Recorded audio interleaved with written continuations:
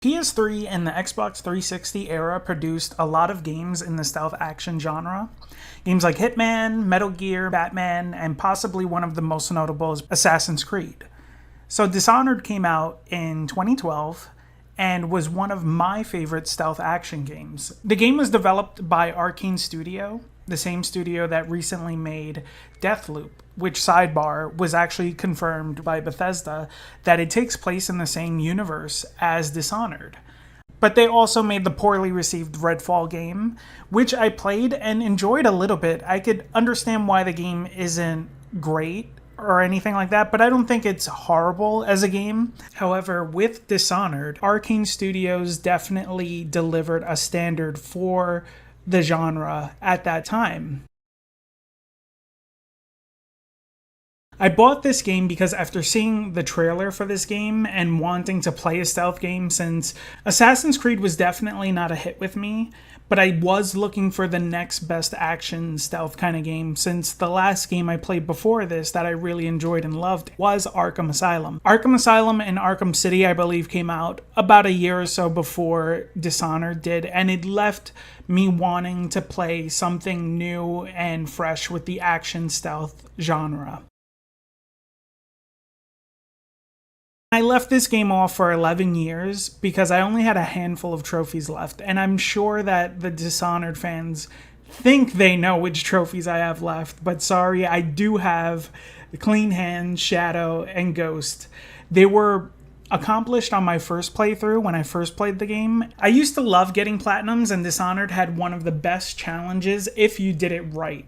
My first roadmaps was to get all of the hardest trophies in one playthrough. The problem was that the wording confused me, and I made a few mistakes which kept me from getting the perfect run. Dishonored had a sweet spot where you can get the trophies Ghost by not killing anyone or alerting anyone but the key targets, Shadow by not alerting anyone after the prologue, mostly Flesh and Steel, not getting any upgrades besides Blink, more on this one soon.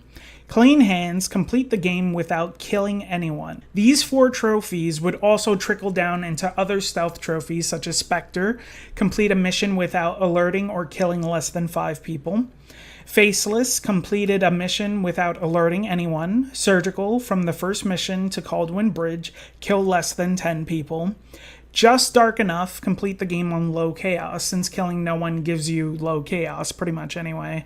And Resolution is just complete the game. Doing the 4 main trophies would also get you Poetic Justice, neutralize key targets through indirect means. This would usually complete your mission without killing the targets and give a more rewarding style of vengeance than just straight up killing them. So I did this all on one playthrough. Or so I thought, as when all the trophies popped and one did not. Mostly Flesh and Steel did not unlock, and that was because they count upgrading Blink as an enhancement, and they also count it as a purchase if you buy the level 2 of it, even though it says besides Blink at the end of the trophy description. The wording was too muddied, and so I thought Blink was immune to both purchasing and enhancements, which is why it did not pop. I had most of the trophies, and all of you must be wondering, why didn't you just finish it, right? If I was already at the end. The simple answer was just fatigue. I was tired of the game, ready to move on, and didn't want to replay the game without any powers. I spent maybe about 5 hours a level for over a week, going through levels 1 through 9 without getting kills or being seen, doing optional side quests, and just reloading checkpoints. I was exhausted. So I put the game down and I honestly moved on. Versatile is you killed characters with each weapon and offensive gadget. That's because obviously we didn't kill anybody in our first playthrough. So we have mostly Flesh and Steel. You finish the game without purchasing any supernatural powers or enhancements. Besides Blink, we have to get no powers but kill everybody with all gadgets. So that's not too bad. Art Dealer is we need to collect all of the paintings. We have one more hidden trophy, which is, I believe, ending the game on high chaos, which is pretty much by killing everybody a lot. So it's not even that much. It's 59% because of the DLC that I have not played. It should be an easy run, hopefully. I don't really see there being a problem to get this. So I make sure I get a guide for the paintings and go through every stage one by one as I'm playing the story mode over, making sure I get every painting and going through as I get to every location, which actually turns out to be the problem. But I was also focused on getting the high chaos, which meant that I had to kill a lot of people. Since I don't have any of the powers, it's going to be a little easy. All I have to do is focus the upgrades on the weapons instead of health or anything else like that. Anything that has to do with sneaking, just forget about it. Anything that has to do with powers, forget about it as well. There's no real reason to collect anything, all of the bones or any of the other power upgrade artifacts or anything like that. There was no point in doing any of that. What I did worry about was the fact that I had to make sure I find blueprints for certain weapons, and that kind of distracted me a little bit. And a lot of my problems when I do a lot of trophy hunting is that I don't like to read ahead of what I might miss, and what ends up happening is I end up paying for it later on anyway. This should only take one run. I find the game to still look as comparable to other titles from Arcane Studios, such as the Redfall game and Deathloop, which has me wonder how will we be able to call these games retro 2 generations prior to PS5, when 2 generations before PS3 are Polygon PS1 titles. It's interesting to see that graphics have not made the leaps they did from those earlier generations. But I'm going to leave that topic for another video anyway. So in Dishonored, Corvo, your protagonist, is framed for a murder he didn't commit. He was a bodyguard for the Empress, and her daughter is kidnapped, so he has to go on the path of vengeance to save the daughter of the Empress while taking down these guys that framed you.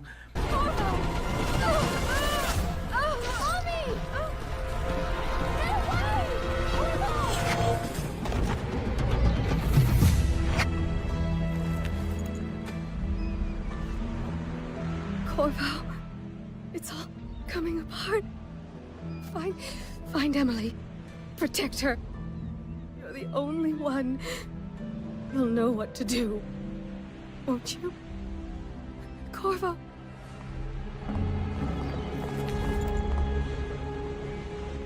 Ward us all. Look at what he's done.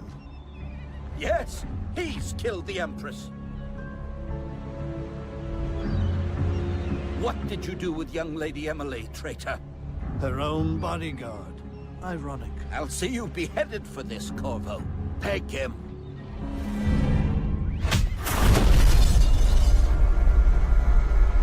What a way to start this game, though. I feel like I remember when this game first started and I saw that happen. I was dumbfounded by how quickly everything turned. Also, I was just a little like... I was just wondering why we had such a good Empress or person in charge surrounded by so many like scumbag looking guys, and they just sounded like they were scumbags in general. So it was wild. It was a pretty cool game, and when I saw the trophy list, I instantly knew I wanted to play this game more of a stealthy way than kind of like guns blazing. So it's crazy how over 10 years, 11 years now later, I'm playing this game to kind of just finally go in guns blazing. So I go in learning the controls again while also not having an easy time using the controller, because I kind of lost a lot of my skill playing with controllers because I'm such a PC gamer now that I made do with what I can. Official PS3 controllers are hard to come by because I don't believe that they manufacture them anymore. The current brand that I'm using may not be as accurate for PS3 games because I don't believe it even has a 6-axis either for it. Okay. So I think the hardest thing about playing this game, or just playing PS3 in general, is dragged off by the overseers. The controller. Black magic nonsense. You're such a chop. The controller is just so janky compared to like mouse and keyboard. It's so much smoother with a mouse.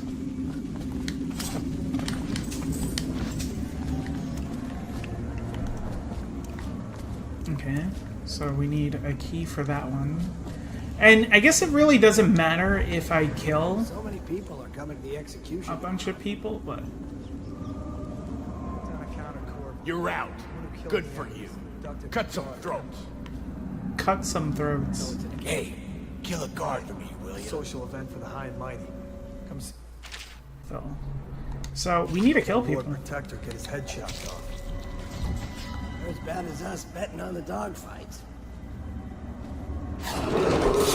Attention. Solitary work is off limits to maintenance crews, unless accompanied by an officer of the watch.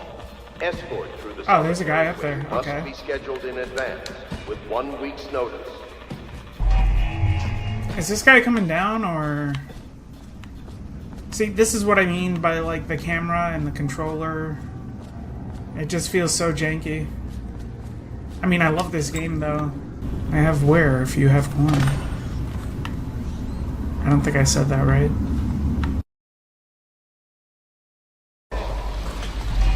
I think it's wild that we're talking about Baldur's Gate being too good of a game right now, when this game was technically on par in terms of completion for a game back in the day when it was released. Sure, there was DLC for this game, but at the same time, at least this game still offered a full experience for what you bought. And it's just baffling how we have like so many developers bashing, I guess, IGN for praising Baldur's Gate for being a completed game. It just goes to show how far we've strayed away from what games were supposed to be about. You've heard the stories. Yes, I have. It still amazes me that someone could get to the Empress and young Lady Emily. No one knows the real story, Trevor. We all have our suspicions. We'll know the truth in time. He's strong and quick. But I hope he understands subtlety as well.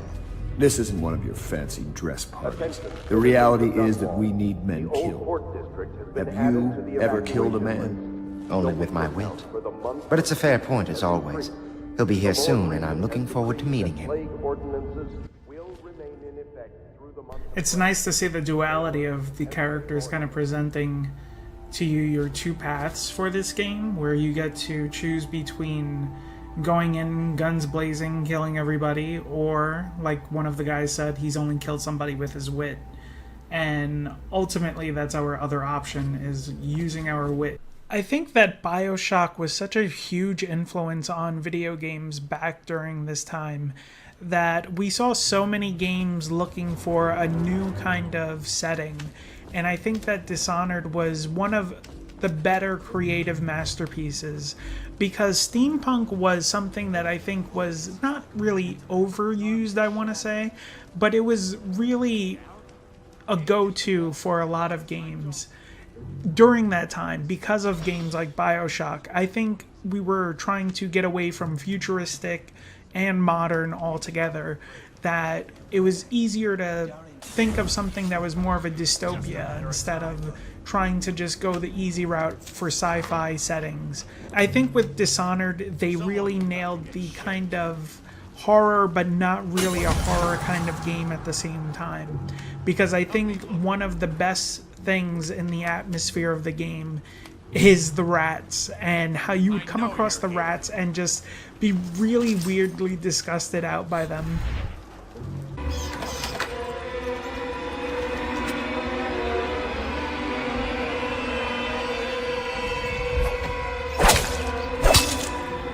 So after 6 hours of rat killing and locating every painting, finding every location where they're at, and also finding the blueprints for the weapons that I'll be needing for the versatile trophy, I finally, after 6 hours, get a trophy. Oh, we got it. Okay. Oh. That scared me, and that is a huge relief. Let's try not to waste everything we have now. The first trophy of the night. 5 hours, 6 hours in.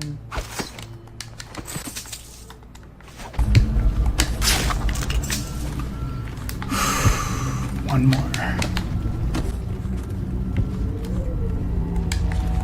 One more.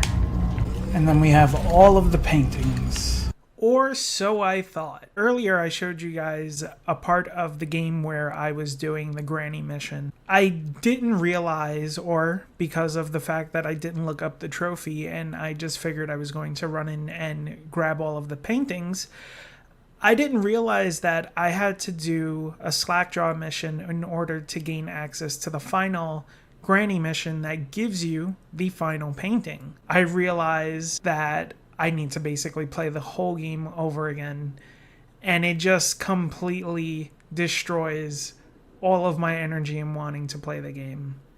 I just fucking realized that I fucked up.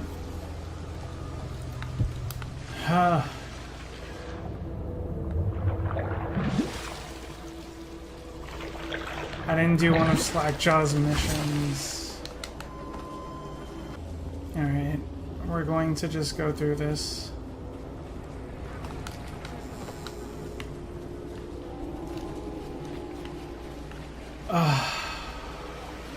I'm so upset. 2 out of 3. I was literally missing just one. As you can see, this is what happened when I got up to the Slackjaw mission that I was supposed to do.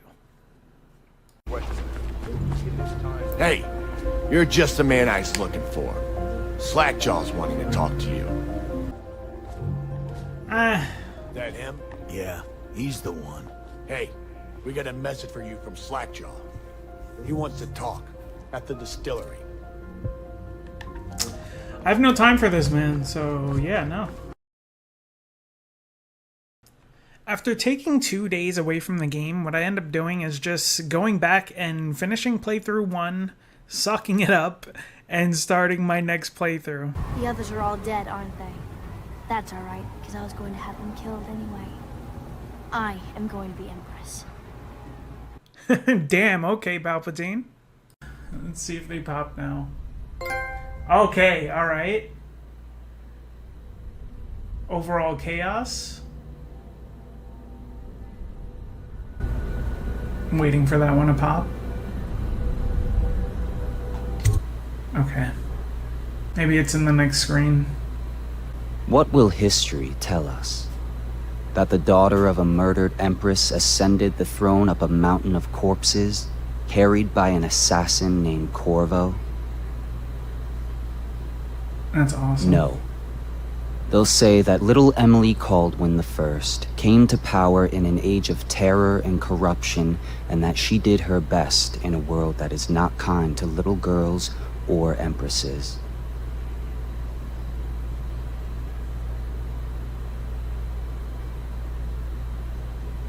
Wow, all the rats. Plague definitely took over.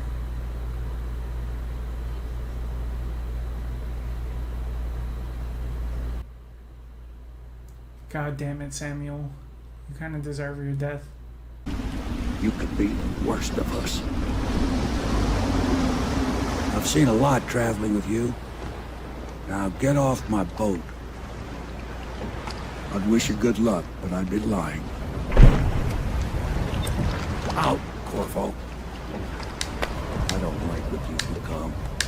No better than these traitors. That's why I'm going to tell them you're coming. What a motherfucker. After like alerting Whether the the guards. stories told mention you by name or not, she will remember you were there, Corvo.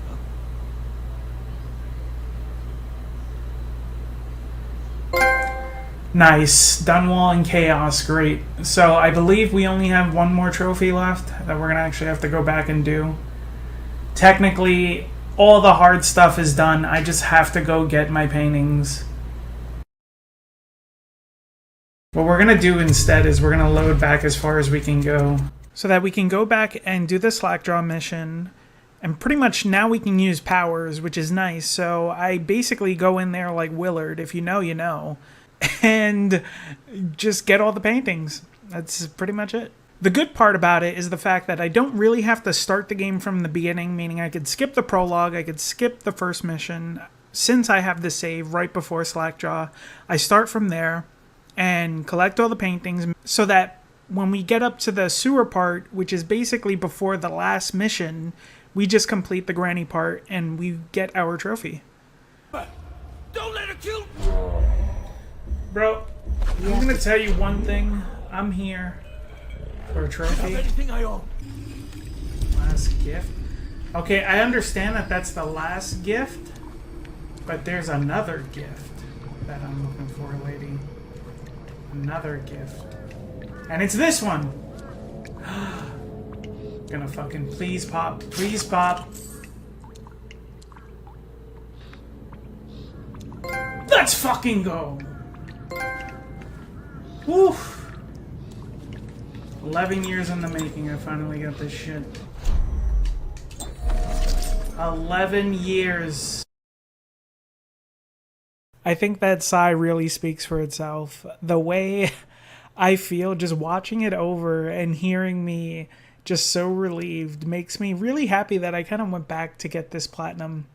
It's been a nice journey to go back and play this game.